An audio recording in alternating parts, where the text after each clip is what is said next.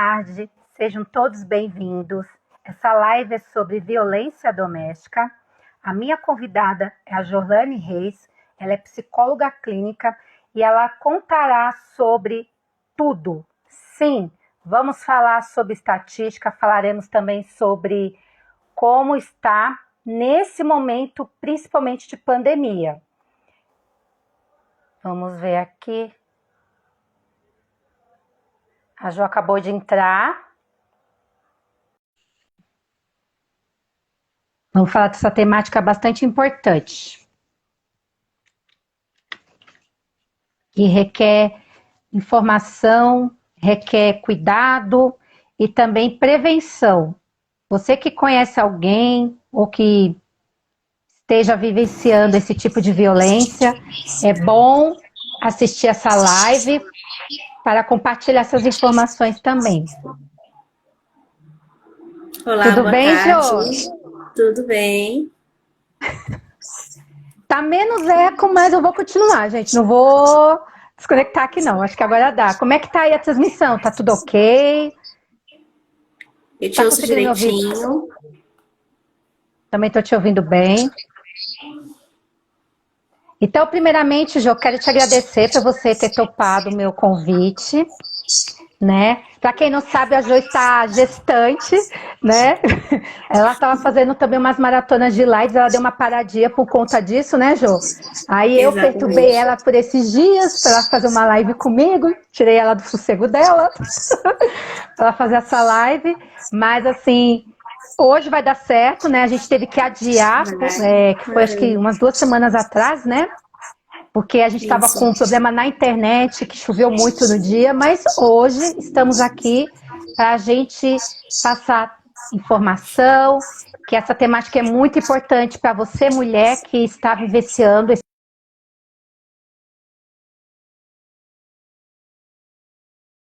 já vivenciou também, é muito importante também essa live, tá bom? Sejam todos bem-vindos aqui, boa tarde a todos.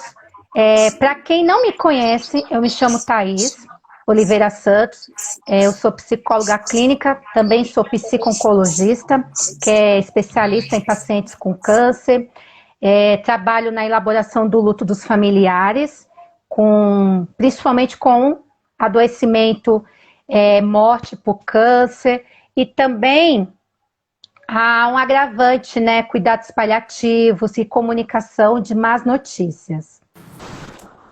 Deu uma travadinha aqui, Acho que agora voltou. Voltou, né? Está no momento de me apresentar? Sim. Aí hoje eu chamei a Jo e ela vai se apresentar agora para todos vocês. Boa tarde, me chamo Jorlane Reis, sou psicóloga clínica, atendo em consultório aí um pouco mais de 4 anos, tenho uma experiência de cerca de 1 ano e meio, 2 anos, exclusivamente com mulheres em situação de violência doméstica, por isso que a Thaís me pediu para falar aqui um pouquinho sobre esse assunto.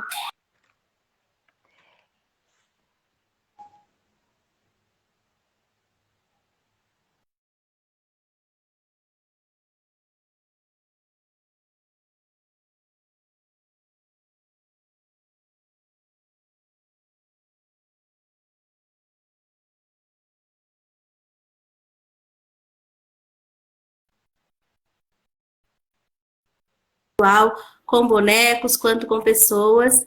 E estou aqui para trazer um pouquinho para vocês hoje, né, juntamente com a Thaís, sobre esse tema, sobre violência doméstica, que é um tema que ele é muito necessário na nossa sociedade, principalmente porque se tratando de Brasil, né, no Brasil, a cada 4 minutos uma mulher sofre agressão. Então, precisamos falar um pouquinho mais sobre isso. Quero ressaltar uma coisa, gente. Eu sou psico-oncologista, mas em 2014 eu fiz um curso de psicologia social e violência doméstica. Eu também atendo algumas demandas de violência doméstica. No ano passado, retrasado, eu tive bastante contato com essas pacientes, né, que sofreram violência também. Eu queria falar de uma estatística que eu vi agora há pouco aqui na internet, né? Que desde do início da pandemia, geralmente assim, no mês de março e outubro, né? Uma mulher é morta a cada 9 horas durante essa pandemia, gente. Isso é porque está praticamente fazendo um ano. E cerca de 3 mortes por dia.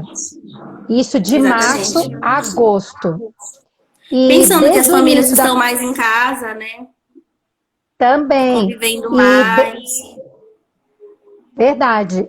Desde o início da pandemia, morreram 497 mulheres. Então, é um dado bastante alto. E isso porque eles levantaram esse dado de março a agosto. Então, isso. de setembro até hoje, finalzinho de fevereiro, morreram muito mais. Então, é um alerta, né? E a gente sabe também que em épocas de festas, época festiva, isso acontece com muito mais intensidade. Então, passou-se aí Natal, Ano Novo. Nessa época ocorreram muitos casos, alguns casos até apareceram na mídia agora, no fim do ano, justamente casos bem difíceis de ver, inclusive, porque quando há esses momentos de festa, a tendência é que a mulher tenha maior dificuldade para buscar ajuda, e tendo maior dificuldade para buscar ajuda, o feminicídio acaba acontecendo, infelizmente. É muito grave, né, gente? Muito mesmo. Jô, vamos falar então sobre família, conceito de famílias e formatos, né? Que é como se fosse uma introdução de tudo que a gente vai falar hoje, né? Bom, resumidamente, a família é composta aí, né? Nós temos 2 tipos de família que são de praxe aí que todo mundo tem que ter. A família de origem, que é a família constituída pelas pessoas que te criaram ali, pai, mãe, irmãos, ou você foi criado por algum outro parente, por avó, enfim. Essa é a família número 1, que é a família de origem. A segunda família, a primeira família é a família que a gente costuma dizer que a gente não escolhe, né? Você nasce em algum ambiente e é criado ali naquele ambiente. E a segunda família é a família nuclear, que a gente chama, que é a família que nós constituímos. Ou a gente se casa, ou a gente amiga com alguém, vai viver com alguém, ou não, ou a gente resolve viver com amigos também que se tornam aí uma família para nós. Então, família é estabelecida aí como família de origem e família nuclear. Na psicologia, a gente separa destes 2 modos para ficar mais prático, e pensando aí na família nuclear, que é a família que nós constituímos, hoje em dia tem vários tipos de família.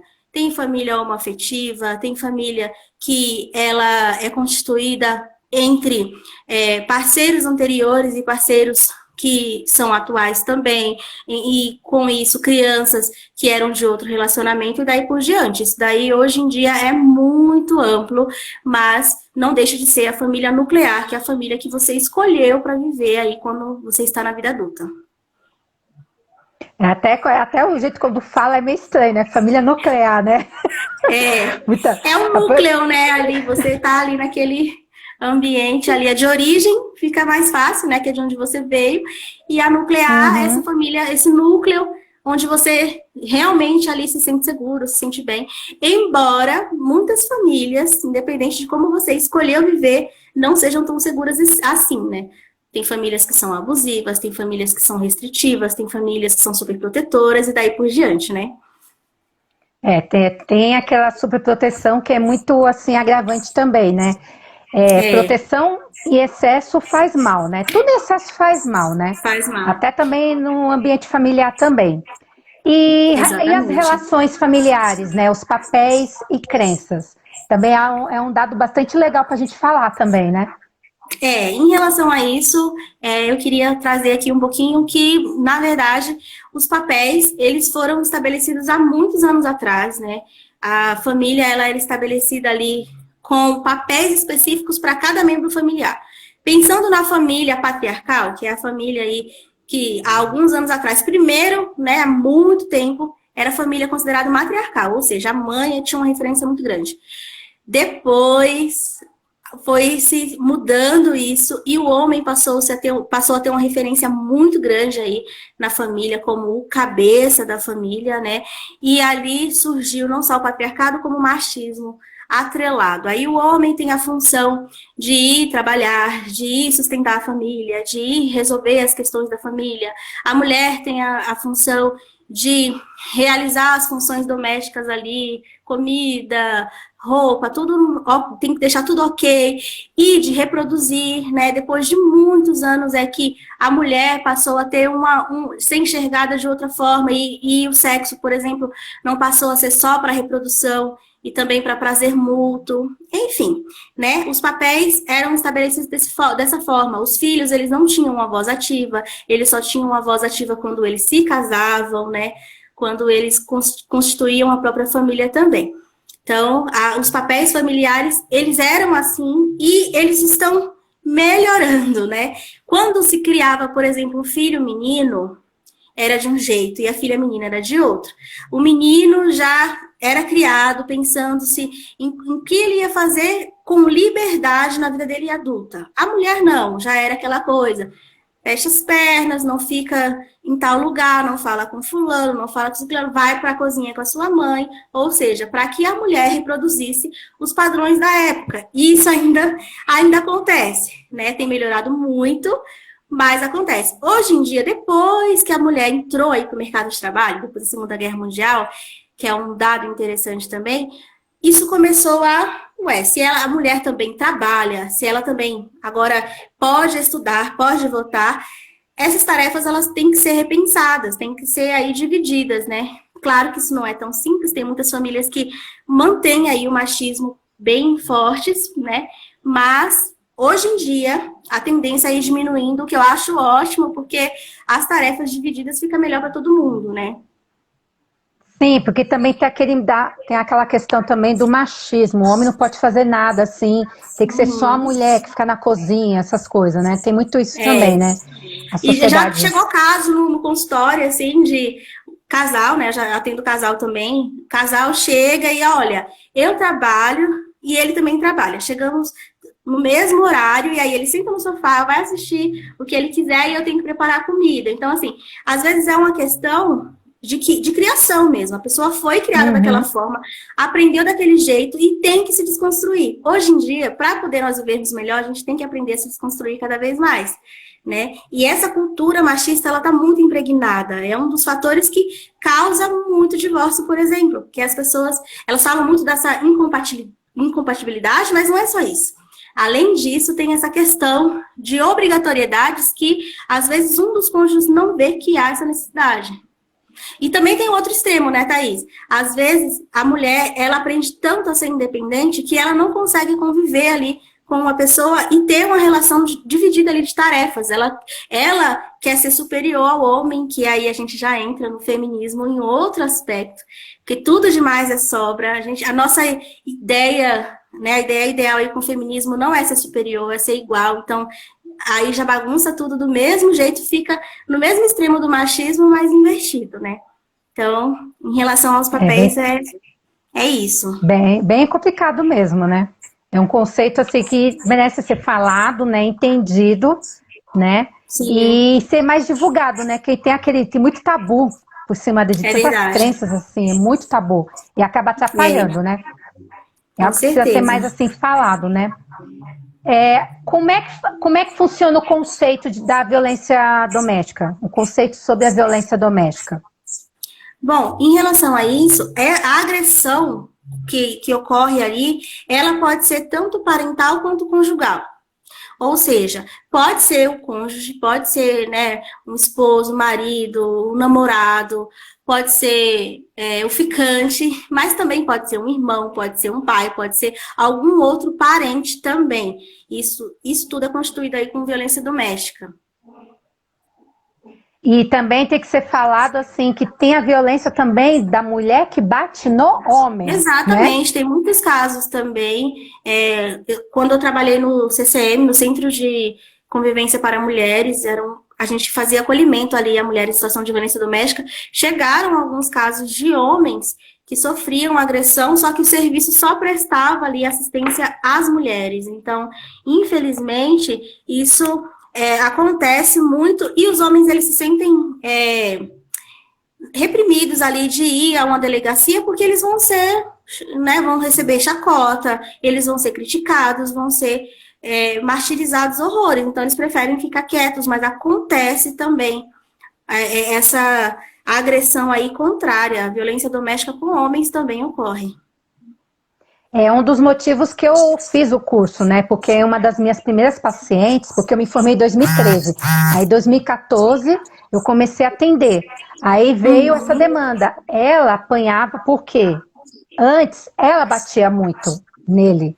Aí, ele começou a revidar. Aí, ela começou a ficar muito machucada. Sim. Então, tem também, gente, ao contrário, também que o homem também apanha. Tem. Acontece. É claro que a proporção é muito menor, né? A proporção é muito discrepantemente menor. Mas acontece também, né? Infelizmente. E violência, independente de como seja, é ruim, não faz bem, né? Acaba aí prejudicando ambas as partes.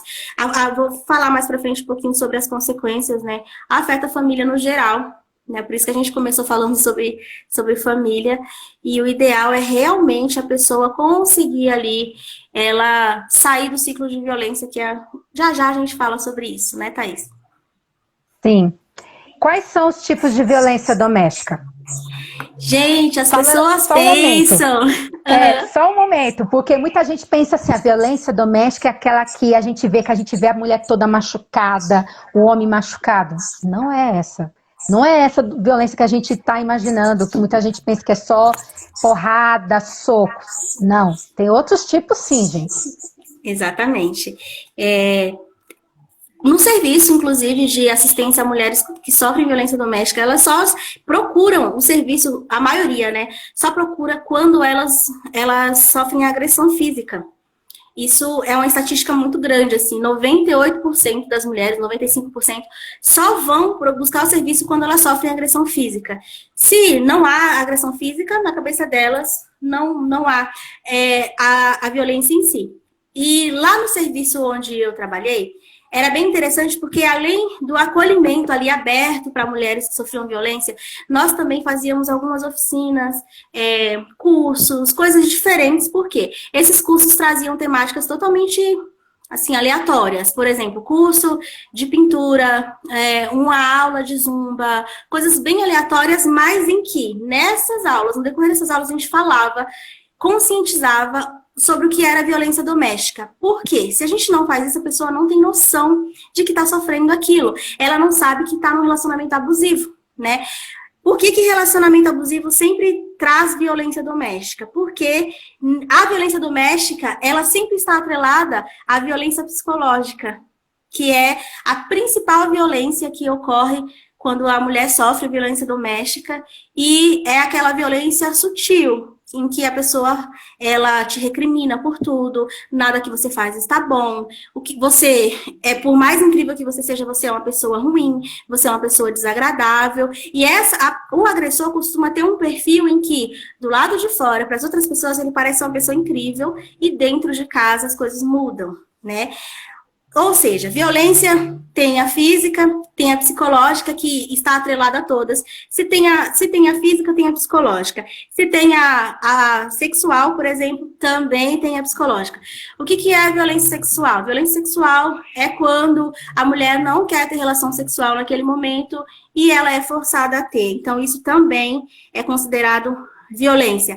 Além disso, tem violência moral. A violência moral já é uma violência em que há é denigrida aí na mulher todos os aspectos em que ela tem capacidades e ela é proibida de fazer. Por exemplo, a mulher tem um sonho de dirigir. Não, você vai dirigir para quê? Você não presta para nada, você não presta atenção em nada, você vai dirigir? Ah, eu quero fazer uma faculdade. Você fazer uma faculdade de jeito nenhum. Você tem que ficar comigo, eu que sustento a casa, enfim. Isso é violência moral. Também temos violência patrimonial, né, Thaís? Que é aquela violência em que a mulher, infelizmente, ali, ela precisa entregar todo o dinheiro na mão. E isso, gente, eu não tô falando em casos em que, assim, os casais, eles costumam ter um consenso. Olha, nós dois sabemos administrar o dinheiro, então você administra a sua parte, eu administro a minha. Tem outros casais que já decidem, olha, eu administro melhor, só eu vou administrar. Ou outros, o contrário, olha, eu sei que não administram bem, e então você administra. Isso é diferente da violência patrimonial. Na violência patrimonial, a pessoa ela é obrigada a entregar todos os recursos que tem. Tem mulheres que chegam a omitir o valor do salário que recebem para poder ela ficar com alguma coisinha para ela fazer algo para si.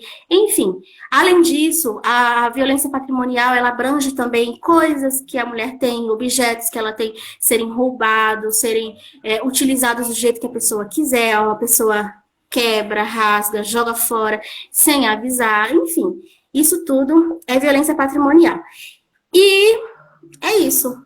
Resumidamente, violência física, violência moral, violência patrimonial, sexual e a violência psicológica que está atrelada a todas. Por que a gente sempre fala que a violência psicológica está atrelada às outras? Porque se você sofre violência física, você ouviu alguma coisa antes, então isso é a violência psicológica ali agindo, né? Se você sofre violência moral, patrimonial, sexual também. Sexual, imagina, né? Você ali sendo obrigada a ter relação sexual naquele momento. E você ouve provavelmente alguma coisa também em relação a isso, né? Melhor eu fazer com você do que eu buscar lá fora. Lá fora tem mulheres que, para mim, trazem muito mais prazer, mas eu tô aqui com você, infelizmente, vamos lá agora. Enfim, coisas que eu já atendi. Teve um caso muito grave que eu atendi em que ela falou assim, olha, Jo, eu estou toda roxa, mas isso aqui, eu olho no espelho, eu sei que vai passar. Eu sei que vai sumir, mas o que ele me disse eu nunca vou esquecer. Por isso que a violência psicológica é tão grave, porque são palavras, são atitudes que são trazidas ali para a mulher que ela não vai esquecer. Isso afeta demais, demais. Autoestima, tudo, né? A ferida aberta que não cicatriza, né? Exatamente. A verdade é essa. É uma ferida constante, que só sangra, né? Só sangra. Que nem muita gente fala assim, mas a psicológica é a pior de todas. E é verdade. Sim, ela é a pior mesmo. Ela é pior e mais perigosa, né? A mulher pode se suicidar, inclusive, porque tem aí as consequências, que eu vou falar um pouquinho mais pra frente, das consequências aí da violência doméstica, e essa é uma consequência. As pessoas, elas olham muito pro feminicídio, mas, assim, quando a mulher consegue romper um ciclo de violência, que a gente vai falar já já sobre o ciclo, e consegue, né, findar isso, dificilmente ela não vai ter sequelas, né? Porque a resiliência, todo mundo fala de resiliência de uma forma tão linda, mas a resiliência, ela traz sofrimento e a resiliência traz sequelas. E se a pessoa não cuidar, aquilo que era habilidade vira fragilidade, justamente por conta da resiliência. Então, a resiliência, ela precisa, olha, muito bom, você conseguiu vencer isso aqui, conseguiu superar. Só que agora, precisamos cuidar do seu estado emocional para que isso não te debilite em outras áreas, né? Isso é verdade. E a violência psicológica causa um desgaste muito grande na pessoa.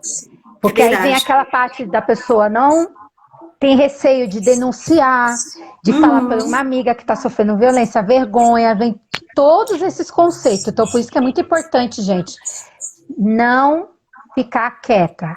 Abre a boca, peça ajuda, é muito importante. É difícil, a gente sabe que é difícil, mas assim, o primeiro passo tem que ser dado, é denunciar ou pedir um socorro para alguém. Né? É muito importante. O que a gente sempre orienta é que essas mulheres, elas procurem aí tentar ao máximo ter uma rede de apoio, para que ela consiga viver sem esse homem de forma mais tranquila. Porque se ela não tem uma rede de apoio, ele pode, infelizmente, acabar com a vida dela de alguma outra maneira. Porque os agressores, eles costumam ir até as últimas consequências. Então, se ela não tem uma rede, isso é muito grave, porque ela pode, infelizmente, ser violentada, sofrer o feminicídio em qualquer momento, assim, bem, voltando do trabalho, coisas do tipo, né? Então, é por isso que a rede de apoio é tão importante, para que ela tenha pessoas ali ao lado dela. E porque a medida protetiva, quando a gente for falar um pouquinho sobre a Lei Maria da Penha, ela não é suficiente, Thaís. Ela ainda é muito deficitária. 150 metros de distância não é tudo. Enfim, né? Daqui a pouco a gente fala sobre isso.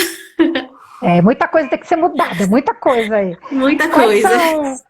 Como é que é o ciclo da violência doméstica?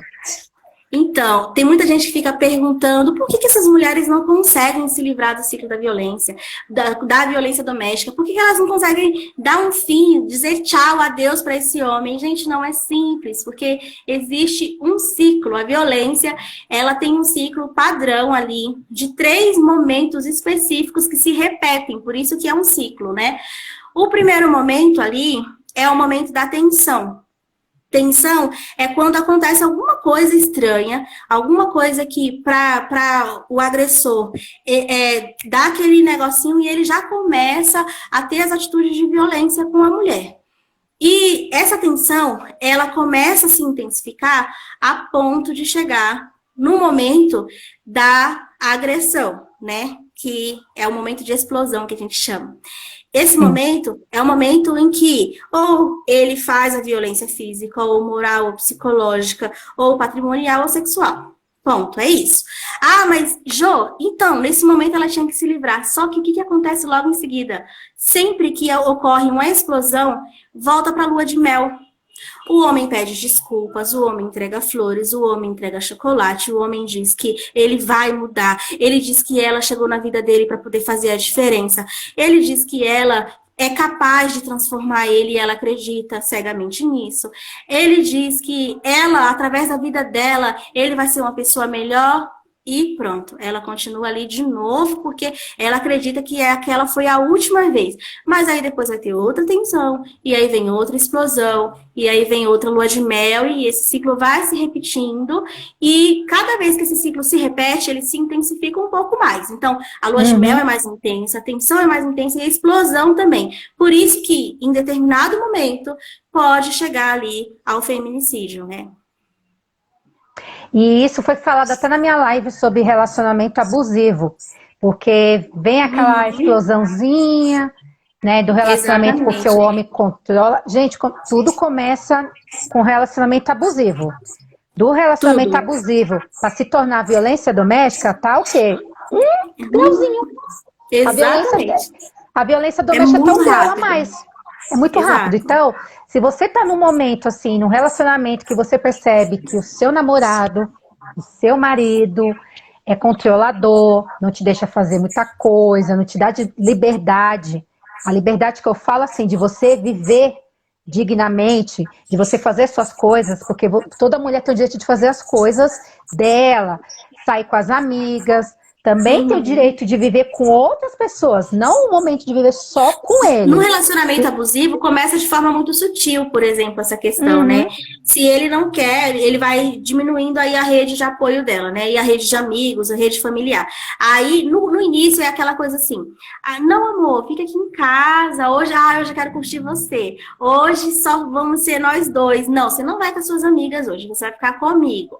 Só que aí ele vai pro futebol do mesmo jeito, ele vai fazer as coisas dele do mesmo jeito, ele vai sair com a galera dele do mesmo jeito, mas você não. Você tem que ficar ali no dia que ele quer, no dia que você tá afim de sair com as suas amigas, você tem que ficar ali, mas só que você fica encantada. Por quê? Nossa, olha só, ele quer ficar mais tempo comigo, mas você não identifica. Que graça, ele é muito fofo, ele quer minha atenção. Exatamente. Tem que tomar cuidado. Outra coisa que é sutil também é o ciúmes. Nossa, que bonitinho, olha, ele tá com ciúmes de mim. Só que o ciúmes, ele tem um grau de normalidade, mas chega num nível que não é saudável. Quando chega nesse nível que não é saudável, as mulheres, elas podem achar que é bonito, mas não é bonito, gente. Já chega a ser agressivo também, né? Porque quando há um ciúmes aí mais intenso, a violência moral tá entrando, né? Sim. Então é tudo assim, vai de degrau a degrau. Então a gente tem que, assim, tudo que acontece na nossa vida tem um sinal. É que a gente não fica tão atento aos sinais. Tem sinais, né? Às vezes a mulher casou com um homem, eu casei porque ele é o amor da minha vida, ele faz tudo por mim. Tem muito homem que quer flores na relação, quando casa se transforma um monstro. É verdade, né? Verdade. Né? Tem até um comentário aqui dizendo que agora na pandemia esse quadro piorou ainda mais. Foi exatamente isso, Lu, que a gente falou logo no início, que infelizmente, por conta de muitas pessoas estarem em casa, os quadros se agravaram muito mesmo. E eu estava até mencionando que no período de festas, Natal e Ano Novo, isso todo ano, naturalmente costuma se intensificar. Então agora, nesse período de pandemia, deve ter sido o pior momento possível de incidência aí de violência doméstica por conta disso, por conta da pandemia aí, infelizmente, né? E porque lá no serviço, o que acontecia? Quando chegava no fim do ano, as mulheres não iam muito. A gente atendia ali, em média, uns 80 casos por semana. Quando chega no finalzinho de novembro em diante, ia para 60, 50, às vezes até 30 casos por semana. Ou seja, diminuía drasticamente. Mas por quê? Porque no período de festas, a lua de mel é mais intensa. Então, por esse motivo, a lua de mel sendo mais intensa, a mulher costuma deixar para lá. E, além disso, tem o quê? Toda aquela nossa crença de esperança do próximo ano, vai ser um ano melhor, vai ser um ano diferente, os votos que se fazem. Isso, mesmo que seja algo inconsciente, é feito ali entre o casal. Então, não, isso vai ser totalmente diferente ano que vem. Só que aí, em janeiro, pipoca de caso. Por quê? Porque em janeiro, a mulher percebe que não é bem assim. E se ela se livrou do feminicídio, ela está prestes ali a sofrer isso, infelizmente, né? Sim, é complicado. A Luana acabou de colocar aqui, a violência no início vem de uma forma disfarçada. Exatamente. Bem camuflada, bem sutil, né? Às vezes até com xingo, a pessoa xinga, mas você tá louca? Um empurrão. Gente, você não empurra nenhum cachorro. A verdade tem que ser dita. Né? Na violência moral tem muito isso, né? É desacreditar mesmo da pessoa. Às vezes você faz uma comida boa, mas você fez comida, você fazia boa até, mas agora tá ridículo isso daqui, nem cachorro come, tá? E isso já é uma violência moral. A pessoa está sendo denigrida. Ela, se tem um sonho, por exemplo, de dirigir, ela tá entendendo que ela não é capaz de fazer aquilo. E por que a gente fala um pouquinho depois da resiliência? A mulher, ela pode conseguir romper esse ciclo de violência aqui que a gente comentou, mas ela vai permanecer com a autoestima baixa, por exemplo, uma das questões aí, uma das consequências da violência doméstica. Aí o que vai acontecer? Ela tem uma entrevista de emprego. Você acha que vai ser do mesmo jeito que a pessoa que não sofre violência doméstica? Não. Vai ser totalmente diferente, porque a pessoa, ela não se sente capaz. Ela ouviu várias e várias vezes que ela não era capaz. Tem alguns parceiros que costumam, inclusive, dizer: você não vai ser feliz se não for comigo. Você não vai ser feliz quando nenhum outro homem vai te querer. Ou seja, deixando bem claro que a pessoa não tem a capacidade de viver sem ele. E a pessoa acredita nisso piamente. Mesmo que, no raciocínio dela, ela consiga entender que ela pode viver sem a pessoa, emocionalmente, por conta da dependência emocional, isso acaba não sendo fixado. Então, aí é uma das deficiências aí da resiliência. A pessoa tem que trabalhar isso, porque senão ela não vai viver bem. E ele sabe o ponto exato, né, de machucar a mesma ferida, né? Ele começa porque a desvalorizar o agressor tudo. costuma procurar vítimas específicas, né? As vítimas que deem prazer para eles, né? Então, a gente, infelizmente, tem mulheres que já têm ali o perfil mesmo de vítima e sutilmente eles vão percebendo. Só que assim, gente, eu tô falando sutilmente vão percebendo e tudo, mas dá a impressão de que isso é consciente no homem também. Tem muitos homens que não têm essa consciência e eles fazem isso justamente por conta da eminência aí, infelizmente, do machismo que ainda é muito presente. Tô justificando? Não, mas eu tô explicando, né? Infelizmente, esse machismo enraizado faz com que os homens executem ações, atitudes, gestos que são horríveis e que eles precisam se desconstruir para viver melhor. Só que tem que encontrar mulheres desconstruídas para isso, né? Também. Não justificando também aos homens, mas tem casos que os homens também fazem isso porque vivenciaram na infância, né? Sofreram violência também. Exatamente, estão repetindo. E ver assim, o pai fazendo isso com a mãe, ele cresceu com aquilo, né? Porque criança aprende tudo, né? E acaba reproduzindo na fase adulta. Não justifica. Às vezes reproduz sem querer, às vezes pensa assim, eu não vou fazer igual ele, mas quando se vê, está fazendo. Ou seja, precisa ir se curar, se tratar, para poder viver melhor com o cônjuge, né? Porque vamos falar um pouquinho de Bandura. Lembrei dele rapidinho. Olha só, isso é modelagem. Quando nós somos crianças, a gente vê o que está ao nosso redor, vê o que os nossos pais transmitem para a gente, o ambiente, né? E aí você observa muito. Se você se conecta ou não com aquilo. Se você se conecta, você vai repetir quando você for adulto. Se você não se conecta, você vai fazer o oposto. Por exemplo, o meu pai fuma. E aí, eu, quando criança, vejo ali o meu pai fumando, e quando eu me torno adulto, ou eu vou querer fumar também, ou eu vou ter horror de cigarro. Então, ou a criança, ou ela repete, ou ela decide fazer o oposto. Só que, às vezes, mesmo não querendo fumar, mesmo tendo horror ao cigarro, em algum momento da minha vida, eu posso me ver entrando nesse ciclo de cigarro, por exemplo, simplesmente pelo fato de que isso foi apresentado para mim na infância. Eu estou justificando? Não estou justificando, mas se você não tiver ali uma manutenção da sua saúde mental, você pode se tornar exatamente aquilo que você não queria. Por isso que a violência doméstica, ela pode surgir em casos mais inusitados possíveis, né? Sim. Gente, vocês estão todo mundo tão quietinhos aqui, pode mandar perguntas, tá? A gente adora, viu? Eu gosto de perguntas. A gente gosta de live assim, que todo mundo interage. Eu sei que é uma coisa que prende atenção, deve estar todo mundo assim, né? Eu sei que prende atenção, mas pode mandar perguntas assim também. Sim. Se tiver alguém aqui também que se tiver vivenciando isso, cuidado para não se expor tanto também, a gente pode responder alguma coisa também, tá? De repente, dependendo de como for, pode mandar depois no privado, não tem problema nenhum. Sim. Né? A gente está aqui para ajudar mesmo, tá bom? E quais são as consequências da violência doméstica, Jô? Você quer a lista, né?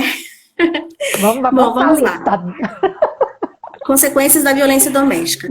A violência doméstica pode gerar aí dependência emocional, dependência financeira. Tem mulheres que conseguem, tem toda a estrutura ali para se desvencilhar daquele relacionamento, mas por conta de dependência financeira elas não conseguem. É um dos exemplos e acaba acontecendo. Aí, no CCM, como que a gente fazia? A gente trabalhava a independência financeira dessa mulher, economia solidária, para ela aprender a sair para fora, ela entender que ela tem um valor, que ela pode ir para o mercado de trabalho para ela conseguir romper o ciclo. Às vezes, para romper o ciclo, basta um detalhe, né? E esse ciclo não é tão simples como a gente falou aqui anteriormente. Então, consequências: dependência emocional, dependência financeira, traumas, medo de denunciar e morrer, porque há casos, a gente sabe que tem mulheres que denunciam, que entram com medida protetiva, que faz BO, e, gente, nas delegacias, infelizmente, agora temos delegacias aí para a mulher, né? Tem uma defensoria forte aí para a mulher, mas que não tem tanta, como que eu poderia dizer? Não é tanto jeito.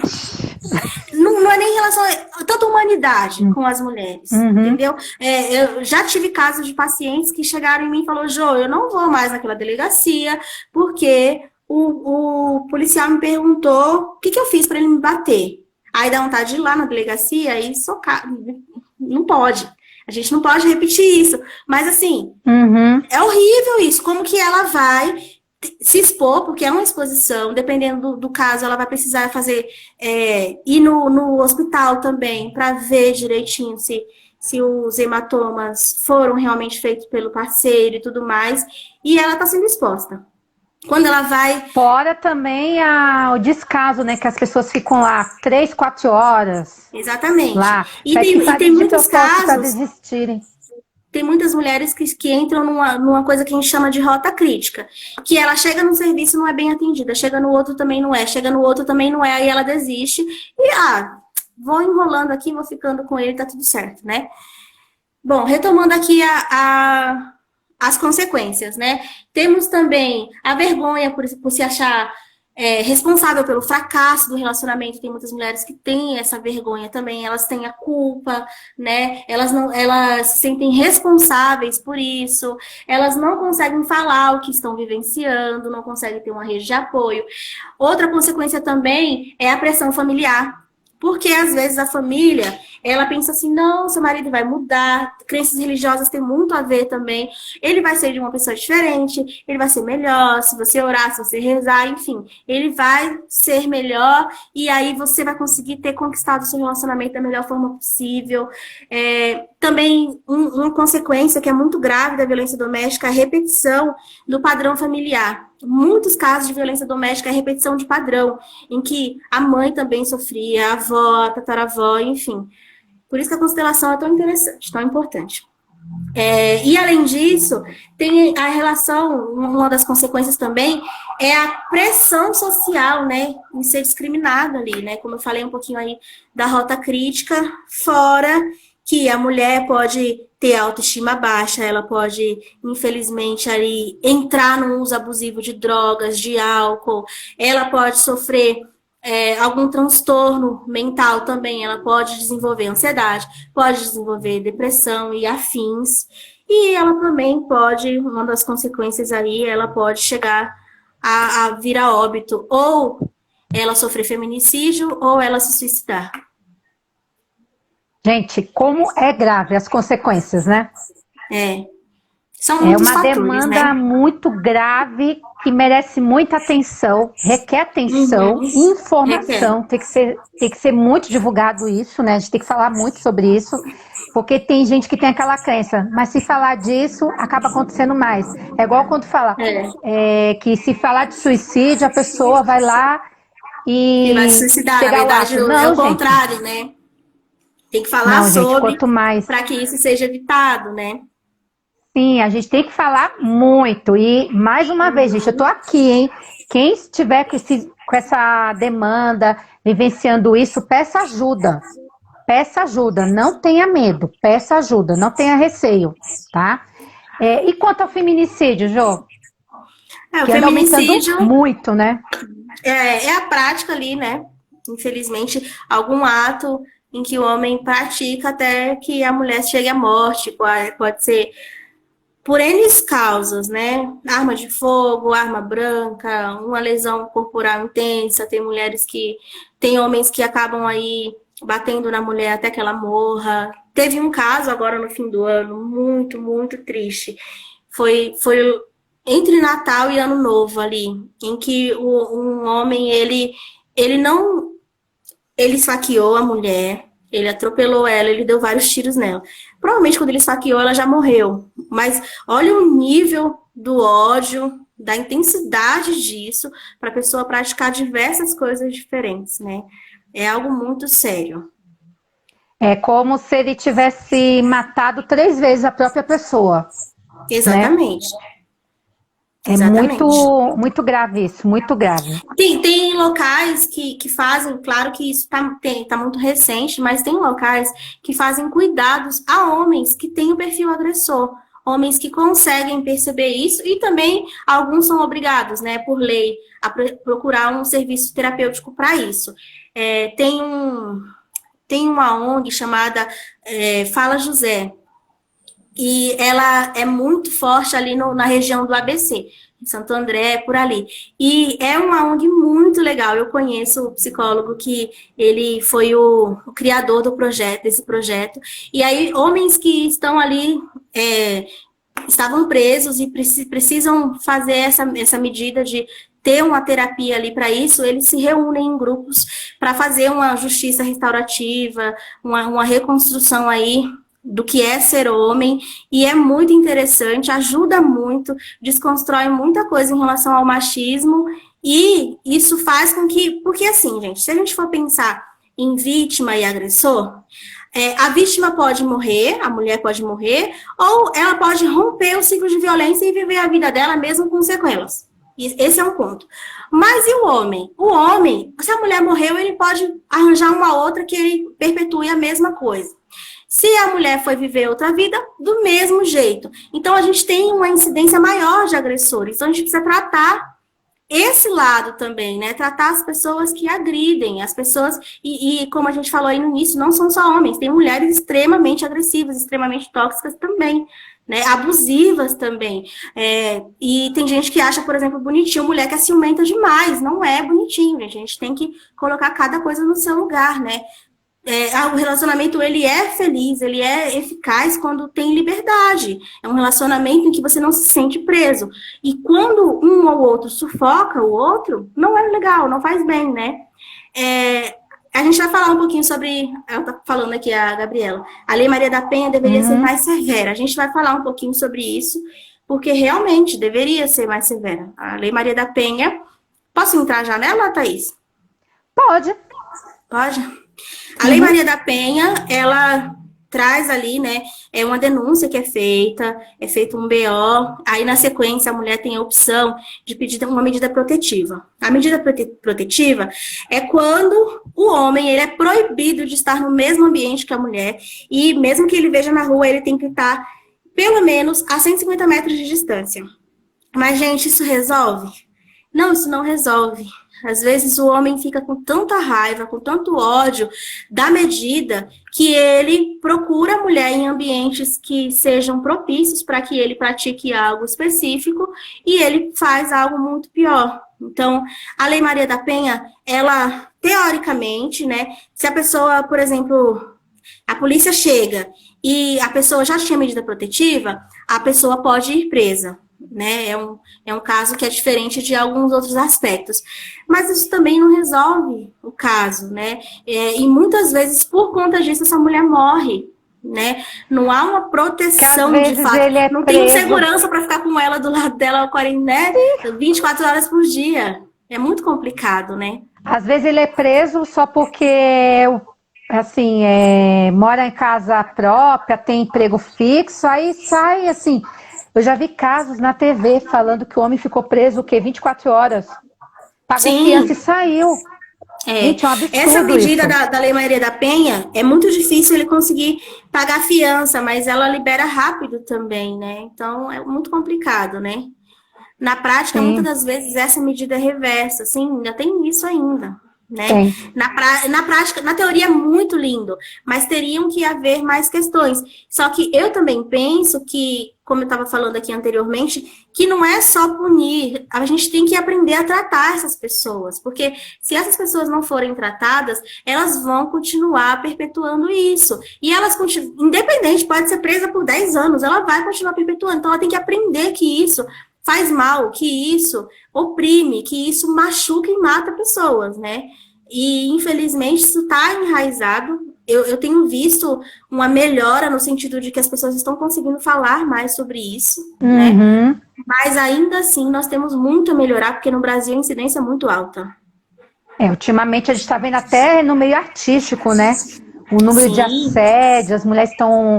botando a boca no trombone, tem que ser assim, gente, tem que falar mesmo.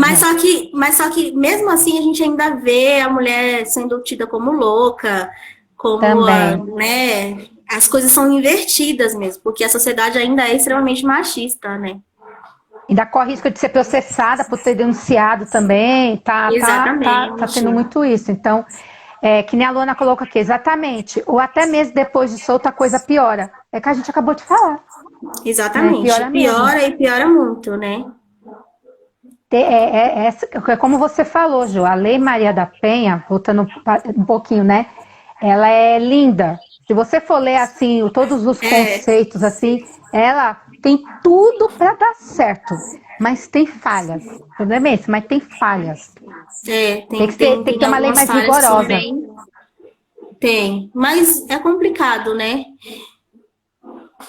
É bem complicado. Sim. E quais são os serviços de acolhimento que tem um atendimento à mulher com questões da violência doméstica? Eu vou falar aqui em relação ao serviço de acolhimento aqui em São Paulo, tá?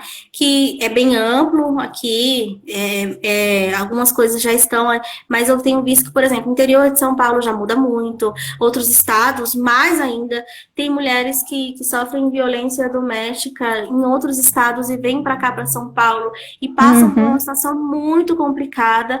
Então, eu vou falar aqui em âmbito de São Paulo, tá? Capital aqui de São Paulo.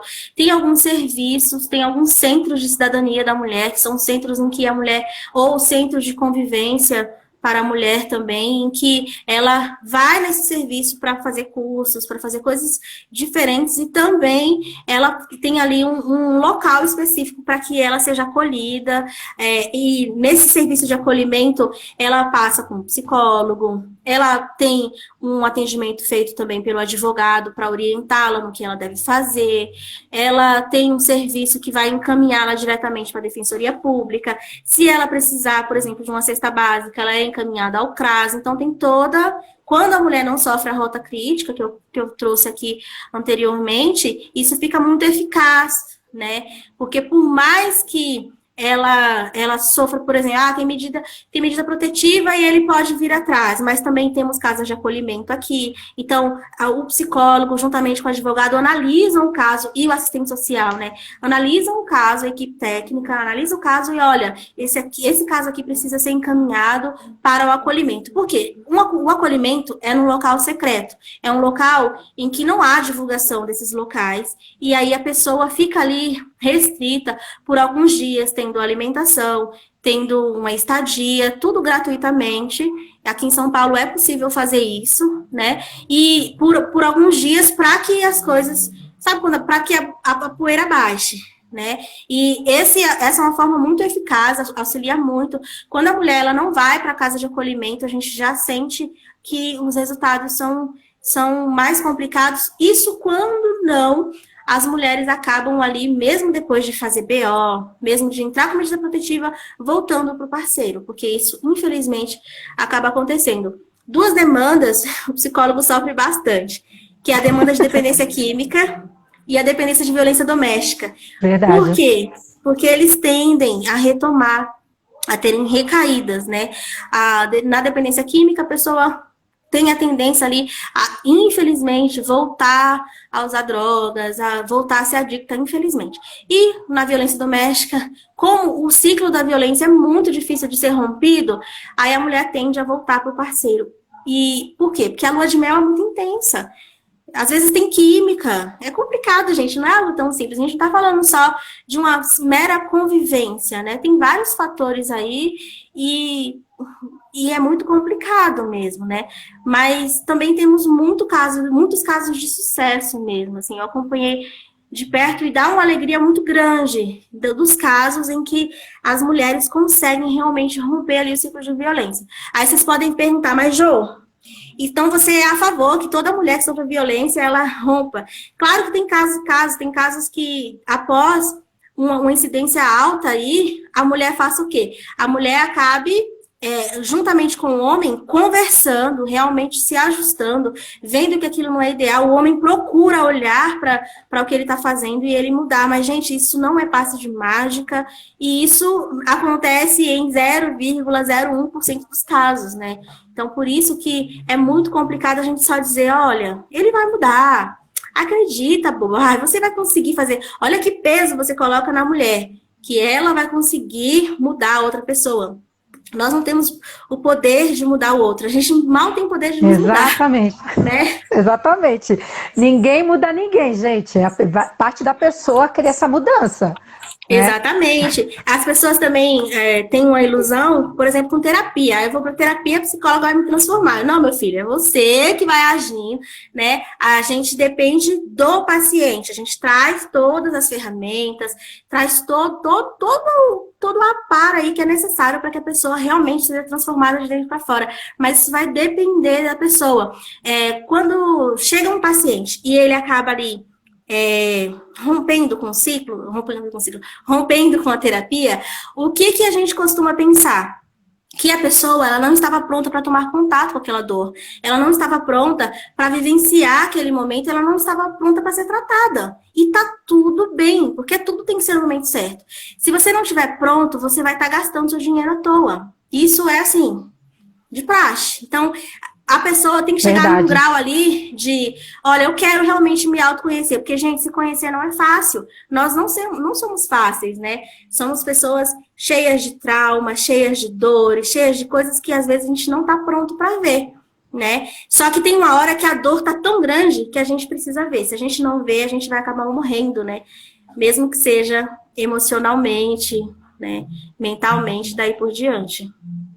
Que a terapia ela foi feita, né? Assim, a psicologia foi inventada para o autoconhecimento e como forma de prevenção dos seres humanos não adoecer. Só que exatamente. O que acontece? A terapia, a psicologia, ela não veio para poder tratar fazer assistência, né? O ideal não é tratar, olha, doutora, eu cheguei aqui, né? Eu sou o José, cheguei aqui e estou com ansiedade já no nível. A gente trata, mas é um tratamento que muitas vezes é um tratamento em que a pessoa vai diminuir os sintomas, mas ela vai aprender a conviver com aquilo. Só que ela não vai se curar. Por quê? Porque ele chegou quando ele já estava no nível muito grande. Agora, vem a Joaninha aqui e ela falou eu tô adorando esses bonequinhos aí. Doutora, olha só, na minha família tem casos de ansiedade, eu não quero ter, não quero desenvolver. Esse é o ideal. Por quê? Porque a gente vai trabalhar com ela, com ferramentas para que ela não desenvolva. Ou seja, isso é muito melhor. Só que as pessoas acham que só quando eu estiver lá caindo no brejo é que eu tenho que ir para terapia, né? Ou aquelas pessoas que chegam para consulta, eu vim fazer terapia porque estão me enchendo o saco, estão enchendo as minhas paciências falando que eu preciso de terapia. Essa e às vezes a pessoa não está nem pronta para tomar contato. Né? Ela não está pronta para fazer terapia. Ela está vindo porque os outros estão falando. Não, gente, não funciona assim. A gente sempre procura perguntar se a pessoa... O que te trouxe aqui? Né? Qual é a sua queixa, o que te trouxe? Por quê? Se foi fulano, foi ciclano, foi outra pessoa...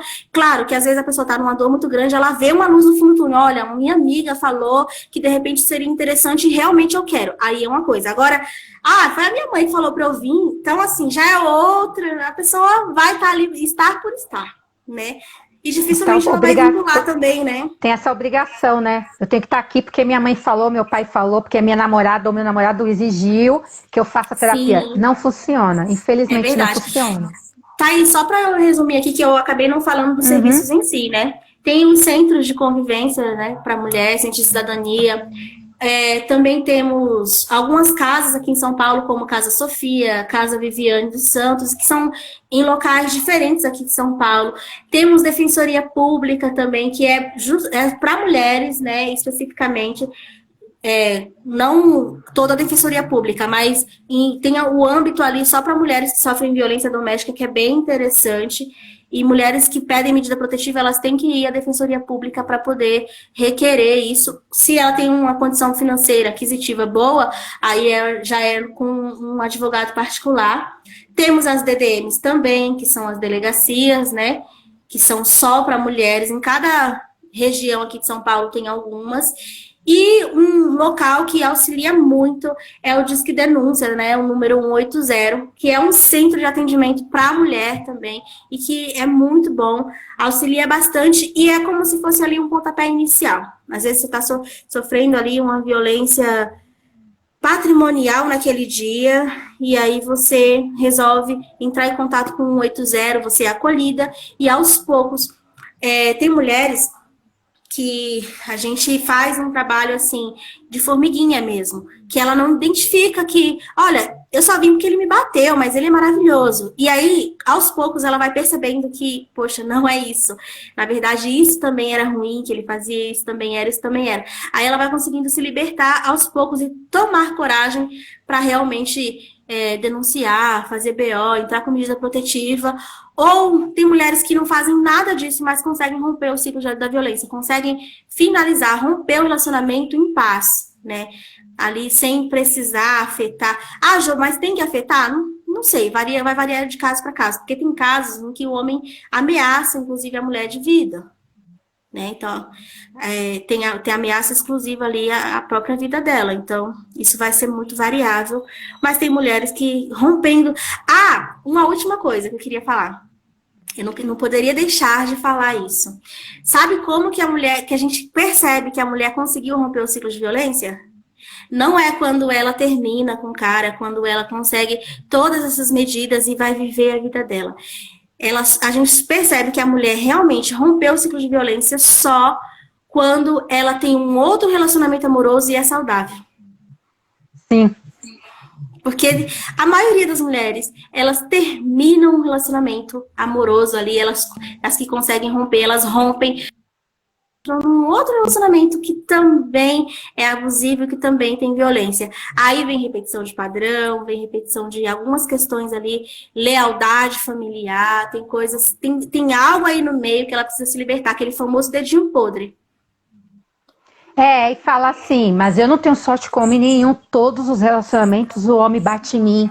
Então, isso tem que ser trabalhado também na psicoterapia. Por que você está repetindo padrões? Né? Tudo isso tem também, assim, a vítima precisa de terapia, o agressor também precisa. Então, gente, ninguém está livre disso, tem que ter o autoconhecimento mesmo. Tem que Jô, ter. você tem alguma mensagem para deixar aqui para as mulheres que Pras estão aqui mulheres? nos assistindo? Eu acho que a mensagem que eu deveria deixar aqui para vocês é que vocês consigam se olhar. Porque quando a gente consegue olhar para a gente consegue ter uma dimensão se estamos bem ou não. E se você não está bem, vai procurar ficar bem, né? E às vezes, para ficar bem, a gente tem que estar longe. E isso não é só de relacionamento amoroso, às vezes é de um familiar, às vezes é de um... A melhor forma, como dizem, a melhor forma de honrar ali uma outra pessoa, às vezes, é estando longe dela. Às vezes vocês se dão muito bem à distância. Sim. Às vezes o agressor vai servir para você como um amigo. Exatamente. Então, gente, eu gostei muito da sua mensagem. Jô, muito obrigada. Adorei essa live. Eu que agradeço. Faz tanto tempo que a gente não se vê, né? Bastante tempo. Agora a pandemia, né? Pandemia. Agora com a pandemia que eu tô chamando um monte de gente para fazer live, eu tô vendo o pessoal só assim nas lives. Muito obrigada por você ter topado. Lu, muito né? obrigada Então, também. A minha prima tá dizendo aqui, parabéns pela live, minha advogada do coração. Adoro esse tema e as discussões envolvidas. É um amor. bastante participativa, ela deixou bastante contribuição aqui, né? Deixou igual que bem ela colocou interativo, aqui em né? cima, ó. Ela deixou aqui em cima também a libertação desse tipo de relacionamento é pessoal e transferível. Intransferível. Exatamente. É verdade. Realmente Gente, é olha... intransferível, né? A violência Mas doméstica, ela é algo que a pessoa consegue romper. Só que não é tão simples, né? A mulher, ela precisa ali de, no mínimo, de rede. Quando a mulher, ela vai para um serviço ali e ela passa ali por um serviço com equipe.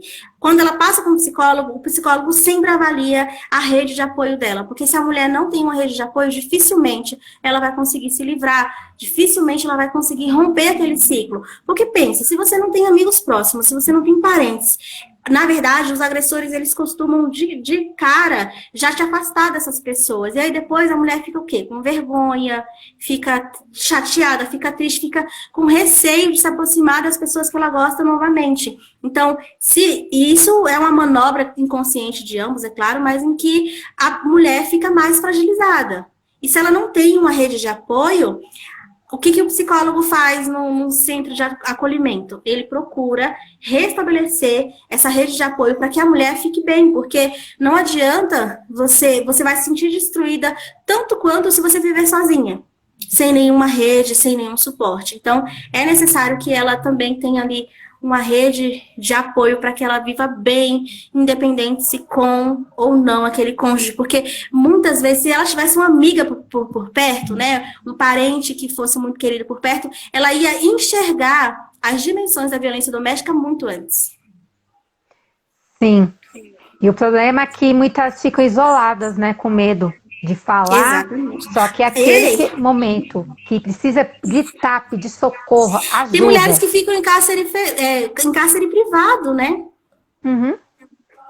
Nesse formato ali de violência, ela fica ali em cárcere privado. E a Luana nesse quesito... Aqui, ó, a Luana colocou aqui, ó. Cadê? Subiu aqui. Bom dia, Verônica. É uma série que mostra muito bem isso na prática. Eu não assisti essa série, mas já me falaram. Já me falaram dela também. Uhum. Acho que é no Netflix, se não me engano, né? Me confirma aí, Luana, se é no Netflix mesmo. A Gabriela. Parabéns, meninas. Um assunto que é preciso ser falado e tratado constantemente. Ó. Muito obrigada. Obrigada, Gabi. Vocês ficaram muito quietinhas, não mandaram perguntas. Né? Vocês têm alguma dúvida, gente? Se vocês tiverem, vocês podem perguntar, né? Eu vou deixar salva, viu? Aqui no Instagram. Acho que ela respondeu isso no Netflix, né? Acho que é isso mesmo. Perfeito. Uma ótima indicação, gente. Bom dia, Verônica. Eu vou ver, porque já me falaram mesmo e muita gente está elogiando essa série. Vou até anotar aqui para não esquecer. É a segunda pessoa que fala dessa série essa semana. Nada é por acaso, hein? Nada é por acaso. Nada por acaso. Acho que Se ninguém tem pergunta, dúvida. gente. Ninguém tem dúvida, não? Mostre até onde o agressor pode chegar. Essa série. Olha que legal. Olha que legal. Muito interessante. Ai, Tem aquela também, gente. Yu? Vocês lembram daquele filme antigo? Ah, como que é o nome daquela série? É Yu, aquela série? Que também o cara ele é agressor, puramente agressor, mas eu... Vocês já assistiram aquele filme da Julia Roberts? É um filme antigo, ele se chama Dormindo com o Inimigo. Já assisti. Então, É bem retrata muito forte bem também. também isso. Retrata muito bem isso também. Né, ele é um príncipe no início do relacionamento, aí depois se transforma num agressor, né? É a violência totalmente assim, doméstica. Tem né? vários E filmes é hoje isso em dia, mesmo, né? Yu. É muito bom esse filme. E ele... Não é um filme, é uma série, na verdade, né? Só tem a primeira temporada. Bom, até onde eu vi era a primeira temporada. Não, eram duas, eu acho. E assim, é muito interessante porque mostra ali a mentalidade maquiavélica mesmo do agressor. E ele tem, os agressores, eles têm uma mentalidade que são sociopatas, né? Vamos dizer assim. Já tem ali uma tendência a praticar coisas com mulheres que não são adequadas mesmo.